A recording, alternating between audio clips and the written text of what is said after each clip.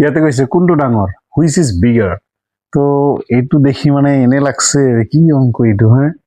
তো চোৱা এইটো কৰাত 1 ছেকেণ্ডতো কৰিব পাৰিবা, খালি মেইন ট্ৰিক্সটো তুমি শিকিব লাগে। এইটো তোমাক কৈছে 2 to the power 120, তো তুমি এনেকৈ লিখিব পাৰা 2 to the power 4 into 30। ঠিক সেইদৰে একো লিখা যায় 3 to the power 3 into 30। তো ইয়াক নিশ্চয় এনেকেও লিখা যায় 2 to the power 4 whole to the power 30। আর ইয়াক লিখা যায় 3 to the power 3 whole to the power 30।